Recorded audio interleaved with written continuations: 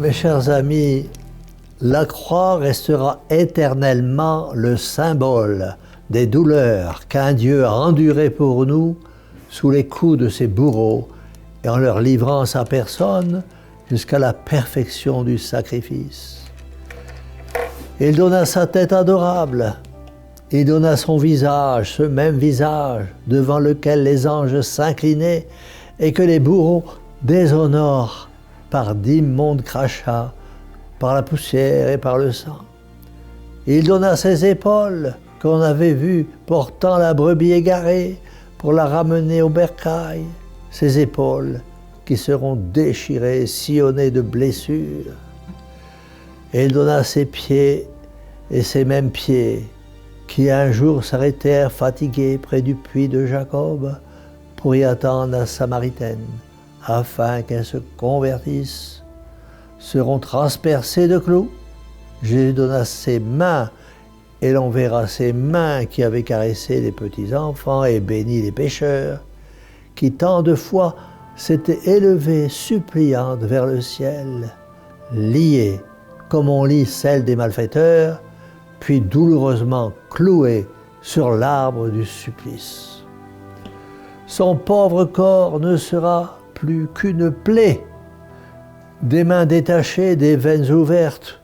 Toutes ces violences lui arrachent un dernier reste de force, comme le pressoir arrache ses derniers sucs à la grappe de raisin. Mes amis, que dire surtout des souffrances morales de l'homme-Dieu, notre Seigneur Jésus-Christ? Elle accable son cœur, ce cœur adorable, qui nous a aimés, dit saint Paul, jusqu'à la folie de la croix. La tristesse et l'abandon de ses disciples, l'horrible vision des péchés des hommes, les angoisses de sa mère très sainte viennent tour à tour le briser. Ah, mes chers amis, quelle souffrance pour une mère qui voit son fils innocent torturé sans merci par des ennemis impitoyables et condamné à une mort ignominieuse. Et quelle douleur nouvelle pour le fils de voir souffrir sa mère, de la voir souffrir à cause de lui et par lui. Mes chers amis, quand Jésus-Christ est arrivé auprès du lieu où va se dresser sa croix, les bourreaux se jettent sur lui, le dépouillent brutalement de ses habits, le couchent sur le bois et à coups de marteau clouent ses mains et ses pieds. Cela fait, il jette le pied de la croix dans le trou et la dresse vivement. Notre Seigneur apparaît alors à toute la multitude de ses ennemis, des indifférents, des curieux qui ont suivi son supplice. Il apparaît à sa mère très sainte, à Saint Jean, aux saintes femmes. Il apparaît dans toute la hideuse difformité d'un corps torturé de 1000 supplices, tout sanglant, la tête couronnée d'épines, la face ravagée par la douleur, tuméfiée de coups, la poitrine zébrée des plaies vives de la flagellation, tout entier ruisselant de sueur et de sang, réalisant à la lettre la terrifiante description d'Isaïe. Il n'y a pas en lui une seule place saine.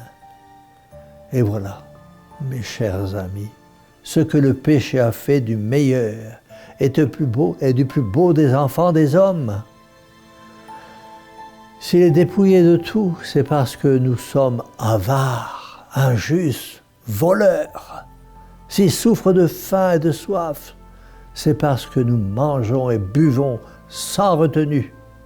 S'il endure les sarcasmes, les railleries, les malédictions et les blasphèmes d'une populace ivre de colère et de haine, c'est parce qu'en nos cœurs, nous nourrissons des sentiments de colère et de haine qui trop souvent éclatent au dehors. S'il est méprisé, c'est parce que nous méprisons. Si son pauvre corps est couvert de plaies, c'est parce que les nôtres sont choyés délicatement, dévêtus avec impudeur. C'est parce que nous sommes mondains et sensuels. S'il est abandonné de ses amis, c'est parce que nous abandonnons les nôtres. Et si enfin, il se sacrifie tout entier à la justice divine, c'est parce que notre orgueil n'hésite pas à sacrifier toute justice à ses exigences. En vérité, il n'est pas une espèce de péché que Jésus n'ait expié dans sa douloureuse agonie et dans sa passion. Pas une souffrance dont il ne nous découvre la malice et pour laquelle il nous mérite une grâce spéciale de salut. C'est pourquoi, jetant un regard sur l'ensemble des fautes commises par tous les hommes et voyant en même temps ce qu'il avait offert pour leur rachat, il put s'écrier d'une voix remplie d'une infinie souffrance, « Tout est consommé ».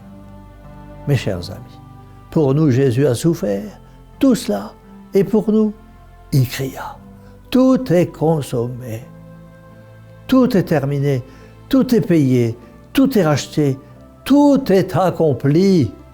Alors, après avoir jeté un dernier regard d'amour sur l'humanité, sur nous, mes amis, il inclina la tête et il rendit l'âme.